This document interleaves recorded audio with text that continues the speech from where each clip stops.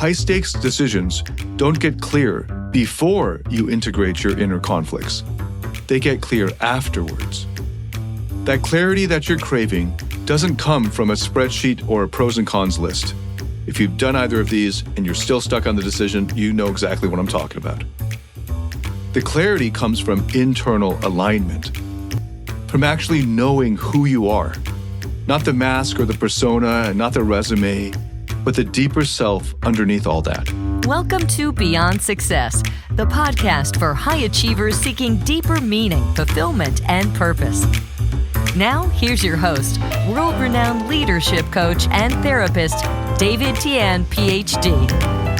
Most people think that high-stakes decisions are just about being smart. Gather all the facts, weigh the pros and cons, and then, boom, go with the best option. But if that actually worked, none of us would have any regrets. The truth is, some of the most intelligent people I've coached, CEOs, surgeons, founders of billion-dollar companies, have made decisions that wrecked their marriages, burned out their health, or left them quietly hating their own lives. What we're diving into in this episode could be the difference between you finally making the decision that moves your life forward versus staying stuck in a cycle of overthinking, second-guessing, or pretending everything's fine while quietly dying inside. I'm not exaggerating when I say that mastering this one skill, making the right decision when the stakes are high, can unlock a level of peace, power, and purpose that most people never experience. Because here's the secret, high-stakes decisions aren't just about logic. They're about alignment, inner alignment. And most people are completely unaware of what's really driving their decisions. Now, if you don't get this right, here's what usually happens. You either freeze up and wait too long until the opportunity's gone, or you rush into something just to escape the discomfort of uncertainty. Either way, you're not actually choosing from clarity. You're reacting from fear. And that will lead to regret, wasted years, missed windows, a gnawing feeling that you should be further along by now. So let's bust the biggest myth up front. The myth is that the best decision is the one with the strongest argument behind it, the cleanest logic, the data, the spreadsheets. That's actually bullshit. When the stakes are high, when it's your marriage, your career, your future, you are never just dealing with facts. You're dealing with the entire ecosystem of your inner world, your inner system. This includes your fears, your hopes, your inner wounds, your dreams. All of it is at play. And unless you know how to tune into that internal landscape, you're flying blind. You'll tell yourself a story that sounds convincing, sounds smart, but underneath, it's just a scared part of you trying to stay safe. In this episode, I'm going to show you a different approach. It's not from some productivity hack or some influencer's morning routine. Instead, this is drawn from decades of research in psychology and from ancient wisdom that stood the test for centuries. We're going to explore how to access the kind of clarity that doesn't come from thinking harder, but from getting quiet enough to hear what really matters. I'm David Tian, and for almost the past 2 decades, I've been helping hundreds of thousands of people from over 87 countries find success, meaning, and fulfillment in their personal and professional lives. And in this episode, I've got 3 main points, and let's get right into the first one here. And this is on the illusion of rational clarity. This is a trap that most high achievers have fallen into, especially the ones who grew up getting rewarded for being smart. You've probably been trained to believe that if you just gather enough information, analyze it from every angle, and remove emotion from the process, then the right decision will just automatically present itself. But that belief is dead weight when the stakes get higher, because what actually happens is that the bigger the decision, the more it impacts your future, your identity, your relationships, the more your internal system lights up like a Christmas tree, with the inner critic yelling, "What if you screw this up? What if this is the moment you finally get exposed as a fraud?" And meanwhile, an inner child is sitting in the corner begging, "Please just make it safe. Just don't let us get hurt again." And then maybe a manager, protector part steps in, crossing its arms like a bouncer going, "Screw you, screw this, just pick something safe and fast so we can move on." Now imagine trying to make a clear-headed decision in the middle of this inner chaos. It's like trying to write a symphony while everyone in your orchestra is playing their own solo at full volume. And this is why smart people still make really dumb decisions. It's not because they're not thinking hard enough. It's because they're letting unacknowledged parts of themselves unconsciously drive the process while pretending to be rational. This dynamic is explored in Jonathan Haidt's extensive work on the elephant and the rider metaphor, as well as the Nobel Prize-winning work of Daniel Kahneman on System 1 and System 2, as he calls it. I've seen this play out again and again, people convincing themselves to stay in a job they hate because the money is good, or rushing into a relationship because they're tired of being alone even though something feels really off, or making some big move just to prove to someone else, like an ex or a parent, that they're finally enough. And then they wake up a while later wondering why it feels so hollow. Now, as a solution, let me introduce to you the Chinese philosopher from 2,300 years ago, the Zhuangzi. In the text, the Zhuangzi, the philosopher loved to tell weird stories about fish and butterflies and butchers, and he had this radical idea, radical especially for high achievers, which is that reason isn't the supreme tool that we think it is. Zhuangzi didn't just say that reason has limits. He said reason, when used in the wrong way, can actually lead you further from truth. Because reason always comes from a perspective, and perspectives, by their very nature, are always limited. So when you base your decision on what makes the most sense from where you're standing currently, you're still operating inside a kind of bubble. A bubble that's shaped by your history, your conditioning, your wounds. This is what philosophers have called anti-rationalism.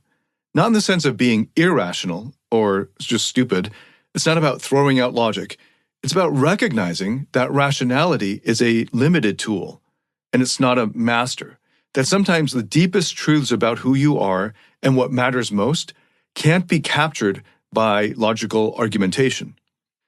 Zhuangzi tells the story about a man dreaming he was a butterfly. And when he woke up, he wasn't sure if he was a man who had dreamed he was a butterfly, or a butterfly dreaming he was a man. Now, if you try to solve this paradox rationally, you'll end up driving yourself in circles. That's the whole point of it. It's a circular argument. But if you sit with it, if you feel into the deeper meaning of that allegory, something else opens up. You start to realize that maybe the question isn't, what's the objectively correct decision here? Maybe the better question is, which part of me is making this choice? And how much do I trust this part? Because here's the truth. High-stakes decisions don't get clear before you integrate your inner conflicts. They get clear afterwards. That clarity that you're craving doesn't come from a spreadsheet or a pros and cons list. If you've done either of these and you're still stuck on the decision, you know exactly what I'm talking about. The clarity comes from internal alignment, from actually knowing who you are, not the mask or the persona and not the resume, but the deeper self underneath all that. And this is where real wisdom starts. Not with trying harder or powering through, but with tuning in, slowing down, and creating enough space inside yourself to see and hear what that noise of ambition or fear or ego usually drowns out. The voice of your true self. So if you're facing a major decision right now, and it feels like you're spinning or avoiding or desperately trying to figure it out, instead, take a deep breath and pause. Ask yourself, who in me is driving this? Is it a part that's dominated by fear or pride or shame? And can I slow down enough to let the deeper parts of me speak? Because that voice, that deeper self, isn't necessarily loud. It doesn't shout and it doesn't push, but it knows. And when you start to make decisions from that true place, not only do they work out better in the long run, they also bring peace and calm. Not because they're easy, but because they're true. Many high achievers struggle when it comes to managing their emotions or navigating their relationships, and they hit a wall when it comes to emotional mastery. Maybe you've noticed that stress, frustration, or anger is seeping into your personal or professional life, or you feel disconnected from those you care about. That's where David Tian's Emotional Mastery Program comes in. It's based on peer-reviewed, evidence-backed therapeutic methods to help you find happiness, love, and real fulfillment. Learn how to break free from the emotional roller coaster and start thriving in every area of your life. You can find out more at davidtianphd.com/emotional mastery. That's DAVIDTIANPHD.com/emotional mastery. Now let me move on to the second point, and hopefully all of this will become clearer. Once you've started to see through the illusion of pure rationality, the idea that you can simply outthink a high-stakes decision, then the next question becomes, where do I go from here? If I can't just think my way through it or analyze my way out of it, then how do I actually decide? And this is where we get into something that most people never even consider, which is inner harmony. Now, I might get that this might sound a little airy-fairy or floaty. It's like something you might hear in a yoga class. But this is actually one of the most practical skills in psychology that you can develop. And if you're a high achiever, it's probably the skill that you've been missing. Okay, let me explain. Most of the time when people are stuck in a decision, it's not because they don't know enough. It's because different parts of them want different things.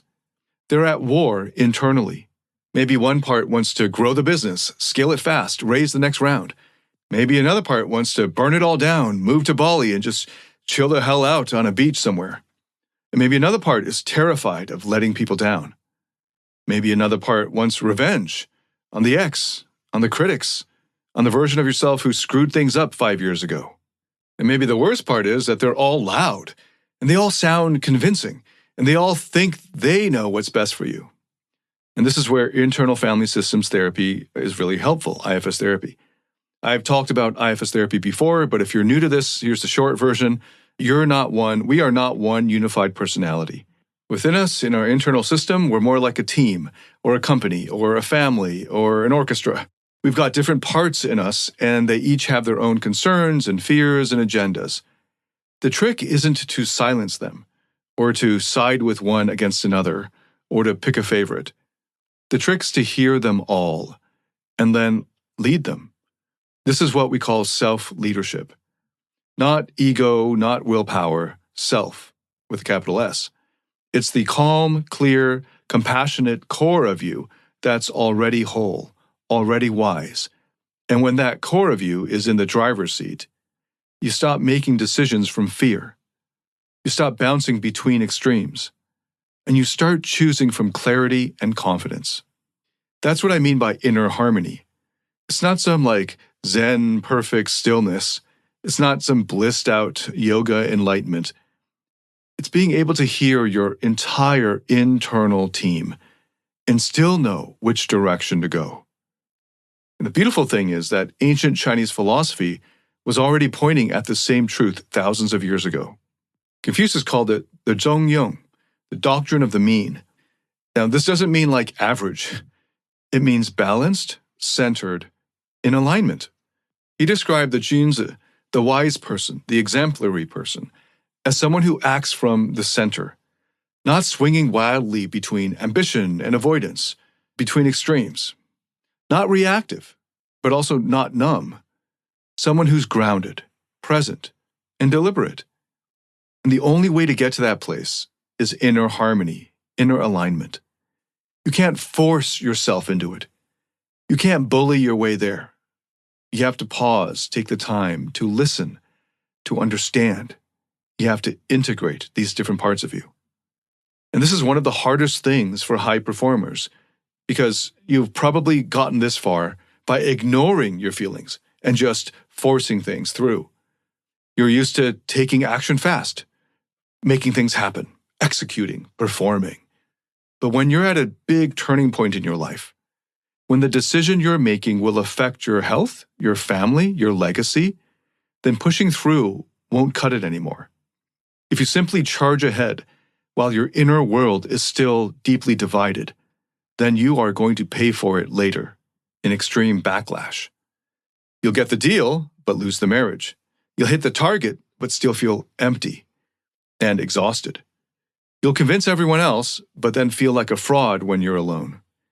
This isn't just about self-awareness. It's about self-alignment.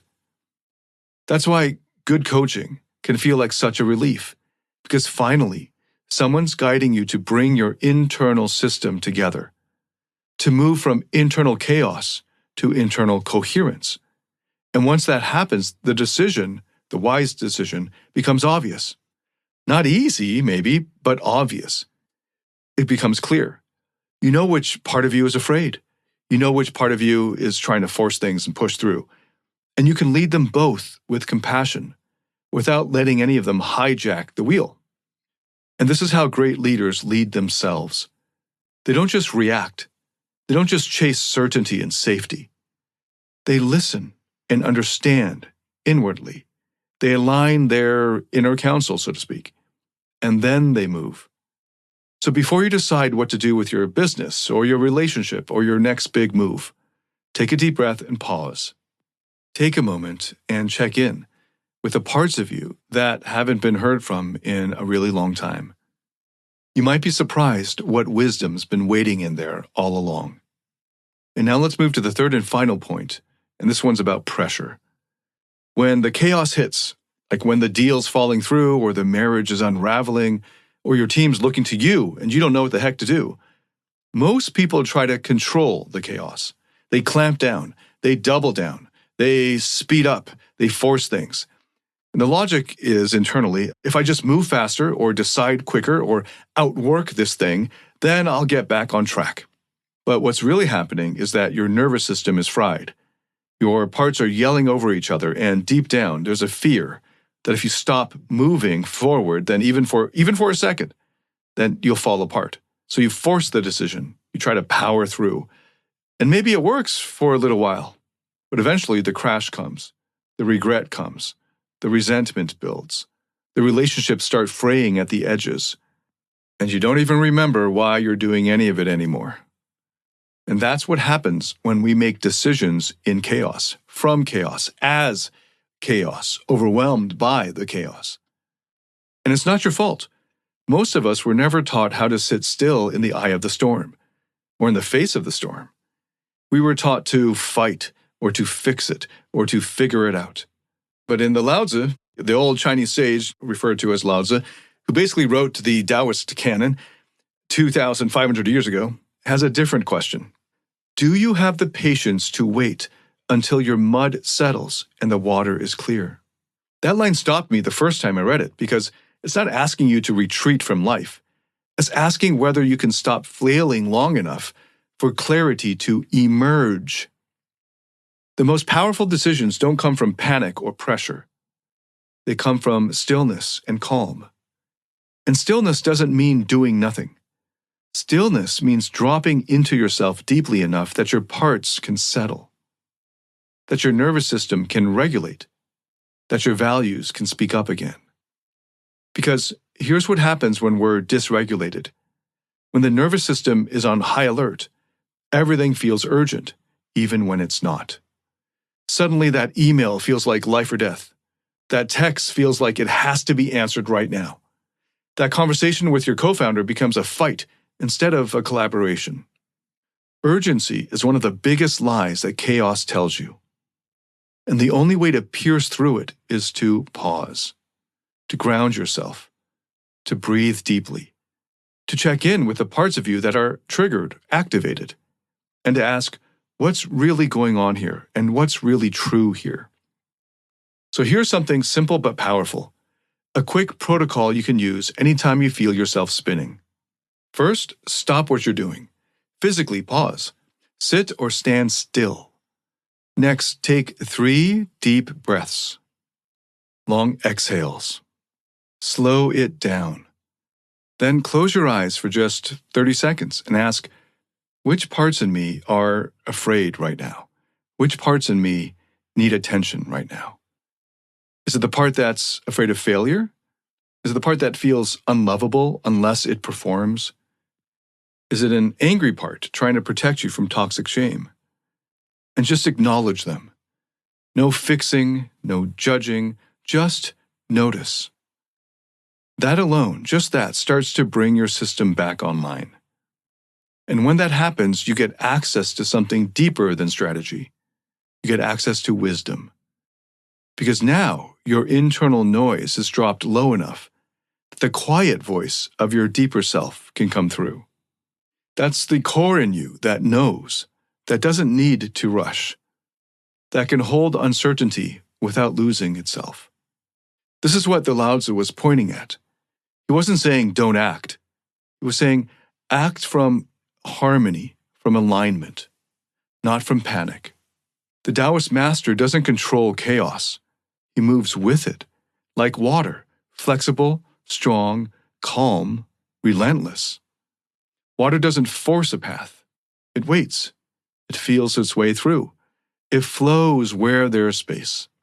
The same thing with your biggest decisions. You don't have to know everything in advance. You don't have to solve it all at once. You just have to create space so the next step can reveal itself. And the truth that no one tells high achievers is that sometimes the wisest thing you can do is wait. Not stall, not hide, not procrastinate, but wait with intention and with attention. Wait with presence. Let the mud settle. Let the water clear. Because once it does, you will know. Not with your head, not with your ego, but with your gut, with your heart, with the core of you that's been quietly tracking the truth this whole time. And that's like the Dao of Decision Making. It's not about control, and it's not about dominance. It's about presence. And when you can access this calm stillness, especially in the midst of chaos, then you become the kind of person who leads from depth, from groundedness, from true power. And that's what your business needs. That's what your relationships crave. That's what you need if you're going to make the kind of decision that actually honors who you are and who you're becoming. So take a deep breath. Let the urgency go. And get quiet and still and calm enough to hear the truth that's been waiting for you underneath all that noise. All right, I'll wrap up with a few final thoughts on how to go deeper into this work, especially if you're navigating a big life decision right now. Okay, so first let's recap. So the first point was on the illusion of rational clarity. That moment when you think you're making a smart, well-reasoned decision, but it's actually being driven by fear or old wounds or some part of you that's been trying to protect you since childhood. Clarity doesn't come from more thinking like that. It comes after integration. And in the second point, we went into what that actually means. We talked about internal alignment or harmony. That when your inner parts are at war, like ambition pulling one way, fear pulling another, then you can't trust the clarity that you think you have. But when those parts are heard, understood, and accepted, and led by yourself, that true self, that calm, grounded center, then you start making choices that feel right all the way through. And third, we explored how the most powerful decisions emerge from calm stillness, not from rushing, not from trying to force clarity, but from slowing down, regulating your nervous system, and letting the mud settle so the water can clear. One of my clients, let's call him Sean, he came to me a while back during a brutal transition.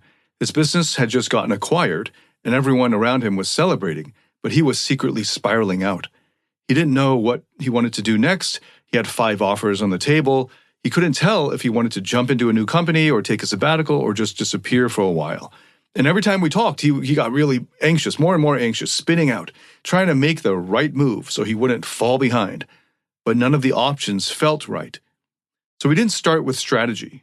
Instead, we started with understanding the parts of him, the part that was terrified of wasting his potential, the part who felt like a fraud unless he was winning, the part that just wanted to rest and take a break but didn't think that he had earned it. When those parts were finally heard and understood and accepted, he started experiencing a major breakthrough. And then we dropped him into a deeper space, a guided meditation to access this deeper, higher, wiser core of him that already knew the answer. That's when he finally saw it. The next step was obvious, not because we convinced him, but because he stopped running long enough to hear himself, his true self. And I've included a recording of this powerful guided meditation in my free new masterclass, High Stakes Decisions. So if you're at a crossroads, if something big is weighing on you and you're ready to go deeper, then join me there. You'll learn how to access that same higher, wise self in you, and I'll guide you through the exact meditation that Sean used to make the best decisions of his life. You'll get access to these free masterclasses after you go through the free assessment. So the link to the free assessment is in the show notes. Click that link and join me in the free masterclass, and I'll see you there. Thank you so much for listening. If this has benefited you in any way, please share it with anyone else that you think could benefit from it. If you liked it, hit a like or give it a good rating on whatever platform you're listening to this on. If you have any feedback whatsoever, leave a comment. I'd love to get your feedback. Send me an email. I'd love to hear it. And I look forward to welcoming you to the next episode. Until then, David Tian, signing out.